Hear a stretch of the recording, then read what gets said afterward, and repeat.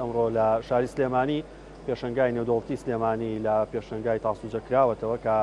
لەسەر ئاستی ئەرا گەورەترین پێشەنگایەوە زیاتر لە 170 کۆمپانیاتی دابەشدارن. ئەمە سەرڕای ئەوەی ژمارەیەک لە وەبەرهێن و بازرگان و سەرمایهداریش سەردانی پێشەنگاکەکەن.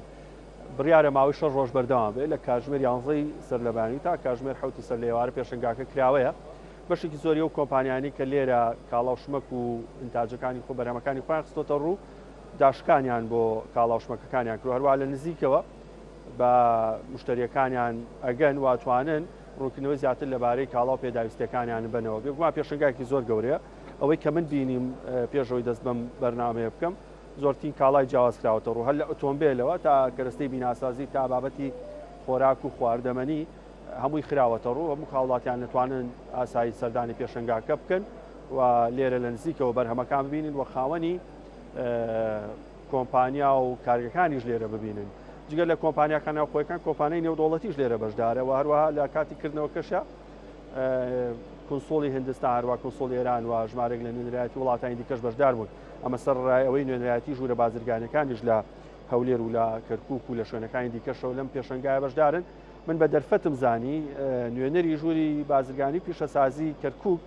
لێرە بکەمە میوانی خۆم پێشەوەی کە زیاتر باسی پێشەنگاکە بکەین لەگەڵ ئەوە باسی باردۆخی کەرکووک وەروە ئایا تا چەند وەبەرهێن و سەرمایهداری کەرکووک لە شارەکانی هەرێمی کوردستان وەبەرهێنانەکەەوە چۆن بەشداریە پێشەنگایان کردووە خاوەنی کۆمپانیایەکشم لەگەڵەبێ بۆ ئەوەی کە لە زاری خۆیانەوە سەبارەت بە گرنگی پێشەنگاکە و باردۆخی دارایی ئابووری لە کەرکووک و لە سنووری سلێمانی هەرێمی کوردستان بزانم لەگەڵ بەڕێز عومەر ڕەزا جێگری سەرۆکی ژووری بازرگانی پیشەسازی کەرکووک گفتوگۆکەم هەروە لەگەڵ بەڕێز نوێکار نەجمەدین بەڕێوەبەری گشتی کۆمپانیای میسۆبۆشی لە هەرێمی کوردستان و سلێمانی گفتوگۆکەین. کاک عومەر لە بەڕێستەوە پرسیاری ئەوە بکەم کە چۆن بوو بیرتان لەوە کردەوە سەردانی پێشەنگای نێودەوڵەتی سلێمانی بکەن و سەردانی ژووری بازرگانی و پیشەسازی کەرکووک بۆ ئەم جۆرە پێشەنگایە چ سوودێکی هەبێت؟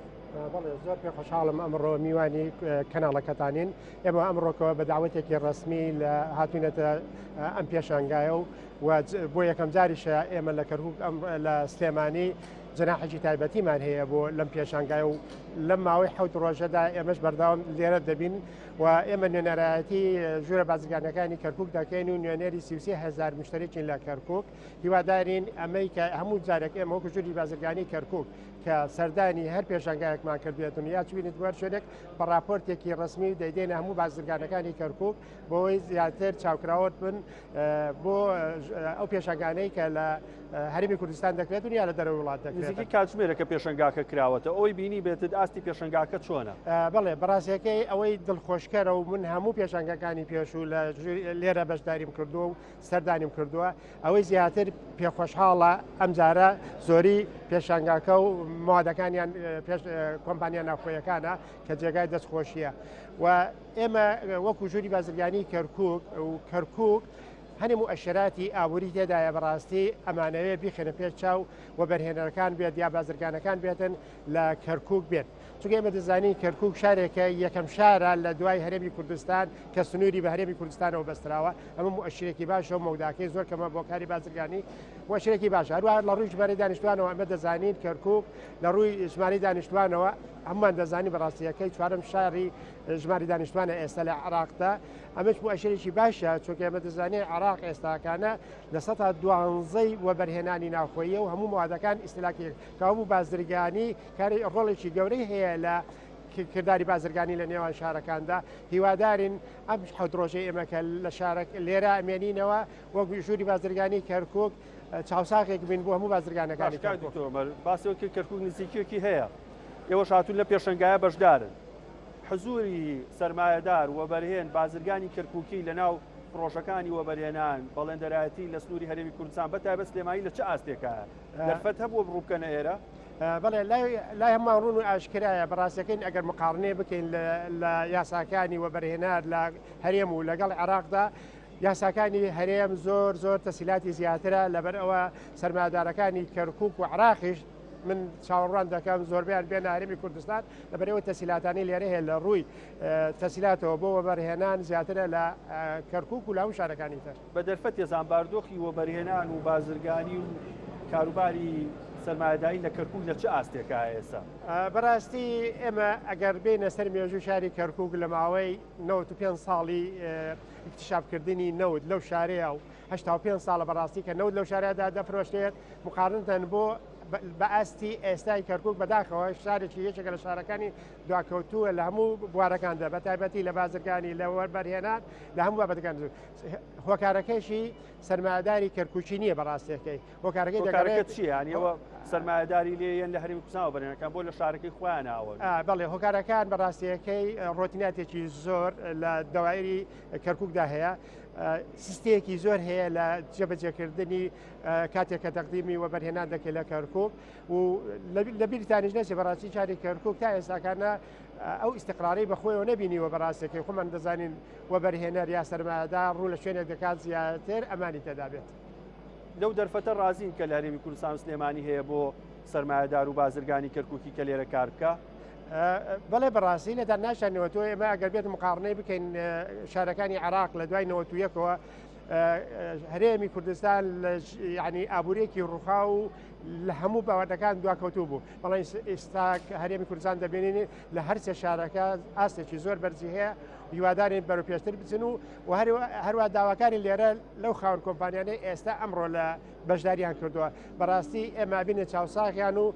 حەزەکەین هەمویان بێن لە کەرکووک و زیاتر وەبەرهێنان و کاری بازرگانی بکەن. مەبەست بە پرسیایی ترمە بە تایبەت ئێستا جوڵێک لە سلێمانی هەیە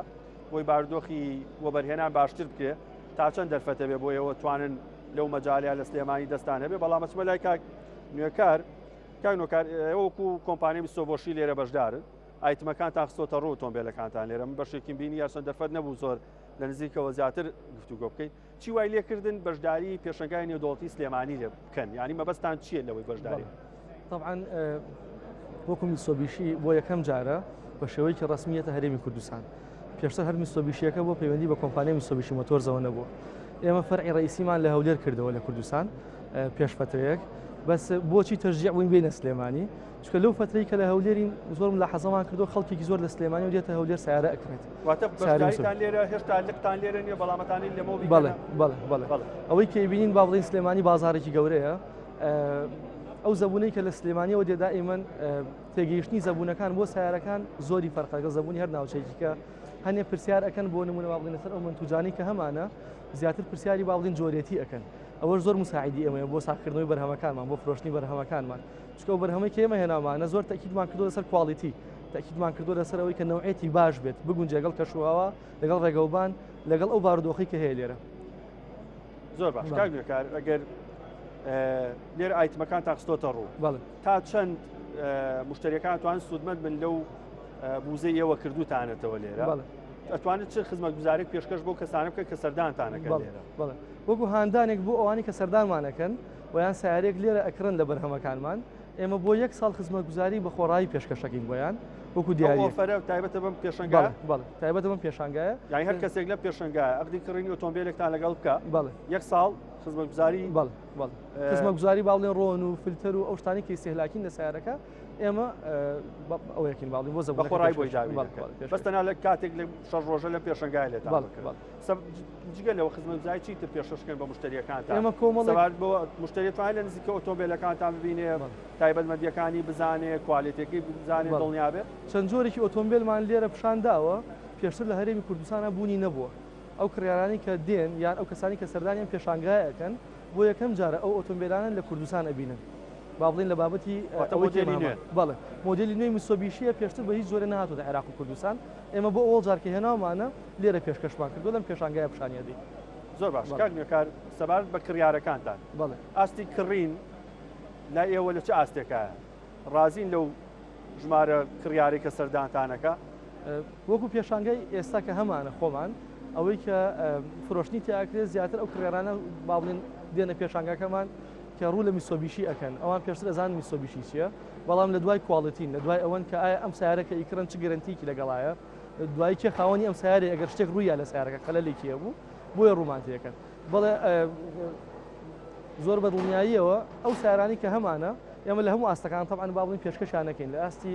کەسێک ئەگەر با بڵین سیارێکی مامناوەند بکرێت سیارێکی زۆر گران بکرێت سیارێکی هەرزان بکرێت هەموو جۆرەکانمان هەیە ئەوان ئەتوان بێنە نامان سەوار بە نرخ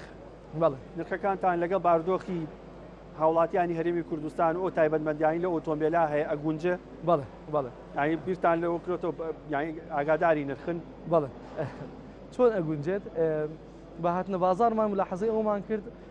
هەندێک لە زەبوونەکان بارودۆخی ئەوان نییە کە بتوان بە کاش ئۆتۆمبیلەکان بکڕن بۆیە کارێکی جدیمان کردووە لەسەر ئەوەی کە بتوان ئۆتۆمبیلەکانمان بە ئەقساط بکڕن باڵی بە شێوەیەکی 3 ساڵ بەردەستیان بە تەمان بیکەنە ئۆفەرەوە ئینشاڵڵا بۆ زوانە بەردەستە بێت کاری جدیمان لەسەر کردو بەردەستە بێت کوالەتی ئۆتۆمبیلەکان چۆنە زۆر جار لە هەرێمی کوردستان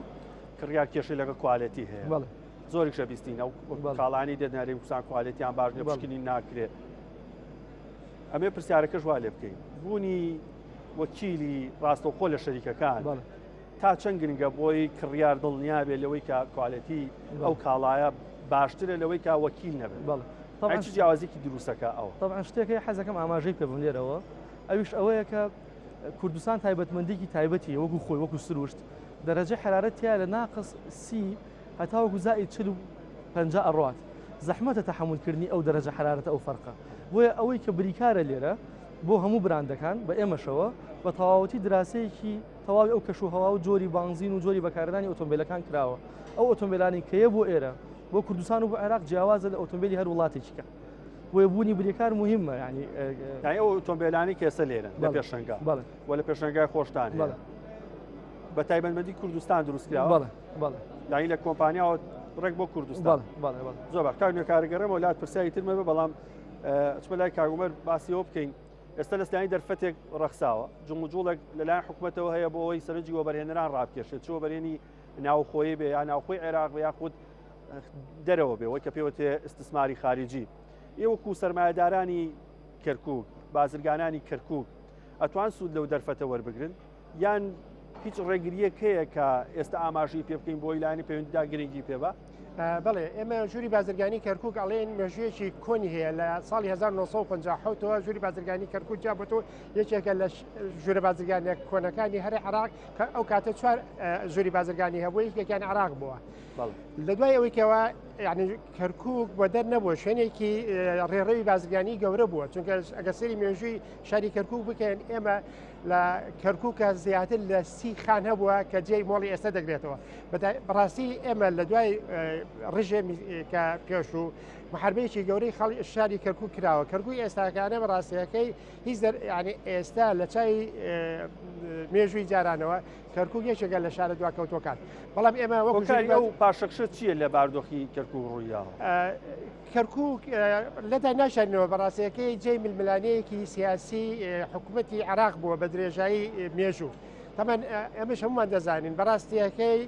بازرگانی کاری بازرگانی و وەبەرهێنان و هەموو جوڵەیەکی سەرمایه‌داری پەیوەندی تا ڕادێک بە سیاسەتەوەیە بەتایبەتی ئێمە لە دوای 2003ەوە بەڕاستی کە ڕژێمی عراقی داخلی ڕژێمی سەرمایه‌داری بوون ڕژێمی سەرمایه‌داری واتە بازاری ئازاد ئەو بازاری ئازادە لە کەرکووک تا ئێستا نەگونجاوە بەڕاستیەکەی بۆ ئەوەی هەم سەرمایه‌دار هەم وەبەرهێنان لە کەرکووک گەشە بکات هەموو